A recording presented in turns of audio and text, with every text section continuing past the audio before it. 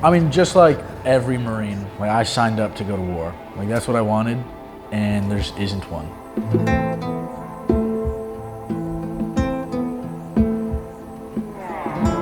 Like my tattoo right here, it's USMC Tyson, because my grandpa, he's a Marine, and that's the only tattoo he has. It just says USMC Joe on his arm. But it's cool, and then it's the Roman numeral for 4, because my great-grandpa was a Marine in World War II, grandpa was a Marine in Vietnam, uncle was a Marine in Desert Storm, and then I was like, that's pretty cool. I think the intensity of fitness specifically is a season. This is kind of what I'm trying to refine the methods and make it perfect, and make my systems and like methodology for how I go about it perfect, because that's gonna be forever. But I always wanna keep the same intensity of like, doesn't matter how I feel, do the thing. Doesn't matter what's going on, do the thing.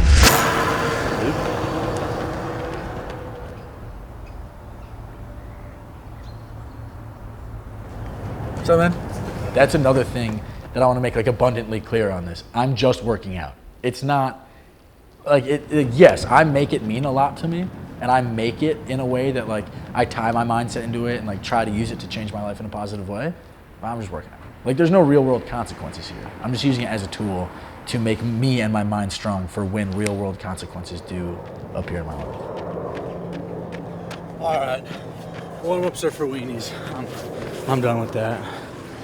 It hurts. I just want to get this over with. Y'all, this is one of those workouts where it's like, there's nothing behind the eyes. It's just, I know what I'm here to do. We're just doing it. We're just doing the thing. That first lap, you were running like a man with a bad hip. I'm sure I was. I'm a man with a bad hip and 2 knees and ankles and back and shoulder. So what's the workout? 12 100s. I think the purpose for this though is not to sprint them.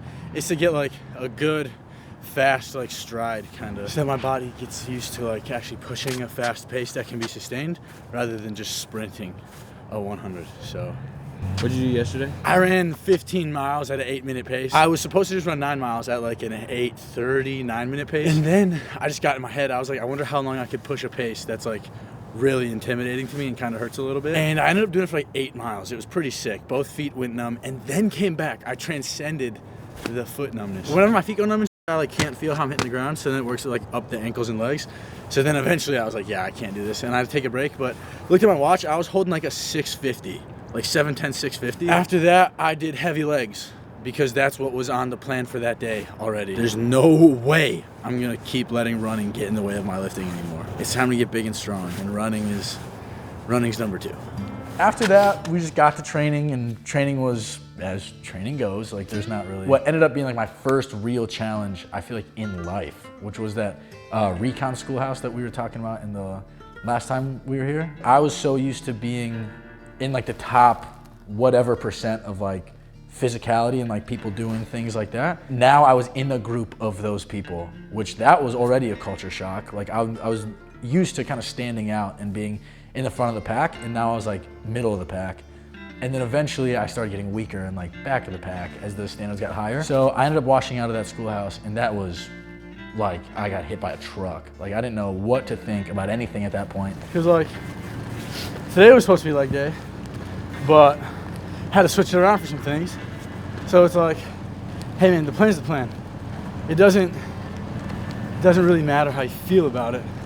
It's like, like I said I said it a long time ago in a previous video about how like it being hard and like suffering through it isn't the goal, but you strive for the goal regardless of if it's gonna be hard or if it's gonna be easy. Today was just hard day. That's what it is, I guess. I was going through all this bullshit and like being told where to be, when to be there, getting yelled at if it's not good enough, like all this stuff, which is like, I'm not bitching about it by any means. That's just how it is. But it was like, this, I'm putting up with a lot of stuff for nothing right now. So now whenever I talk to my friends about it and they try to be like, oh, you got out, blah, blah, blah, I just tell them I'm peacetime dodging. I'm saving all my operational time as like a NCO for if something does pop off, and then I'll get back in instead of staying in and then like just being more of an office guy. Basically, it starts with heavy bench because I want to get a very strong bench. Then it goes to an incline pressing movement, then a couple flies, and then shoulders. It's gonna be a light shoulder day. I think this might be the last set of bench too. That hurt. What was it like transitioning? You know, like the stories or the movies where like a kid realizes it's like a Groundhog Day situation, like the weekend never ends. And at first it was awesome. I was like, the weekend never ends, this rocks. And then after that, it was just like, oh, fuck. It was like, I'm not gonna go back. Like, I don't get to go back to real life anymore.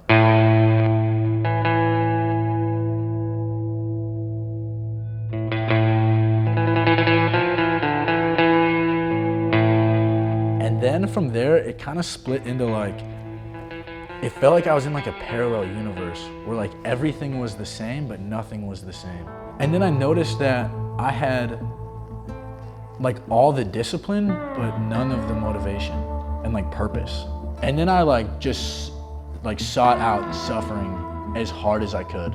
Cause like in the Marine Corps, and I'm sure in the other branches as well, there's really not like a net neutral there. It's like you're either suffering or you're being like not as good as you could be. Dude, somebody put so much weight on that bar, it's permanently bent. Monsters here, dude. We're in a f***ing monster's den. Who the f*** comes here? That is craziness. How much weight do you have to put on a bar to permanently bend it? Like that's what my bar looks like when I have like 5 or 6 plates on. Not once have I ever left a bar looking like that. And I thought I was this strong guy. That's insane. One of the things they tell you in boot camp is this is as easy as it gets. And you're like, what? Hell no. And then you get out of boot camp and you realize like there are choices that you can make, which means you can f stuff up. And it's like, oh no, he was right. I don't know, it is weird. There's a part of me that misses it and wants to go back. But if I actually had to choose, like, no, this is the better way for sure. It's like one of my favorite quotes that I've heard. I can't remember if I heard it like a long time ago or if I just started really focusing on it, but the best time to plant a tree was 20 years ago, and the second best time is today. Well, I've noticed for a lot of my goals, it is 20 years ago right now. So, like, let's get to planting these trees. Yeah, I think today like was a pretty prime example of everything I've been talking about and trying to do with this video, and it's funny because like we were planning the video before and everything, and I was like, yeah, I want this video to be like very upbeat and happy and fun and like energetic, because I feel like the last one kind of wasn't, and I don't want anybody to think like I'm in some like woe is me kind of time or anything. But then hey, shit happened and it was just a tough day. I was just really tired. Like I've been talking about the whole time, the workouts wouldn't have looked any different regardless. And I think that today not only was a good opportunity for me to follow through on what I've been saying and trying to preach to you guys, but also like a good opportunity for you guys to see what I'm saying and not just like hear the noise, you know? All right, everybody. It was a good day. Hope you enjoyed the video. Peace.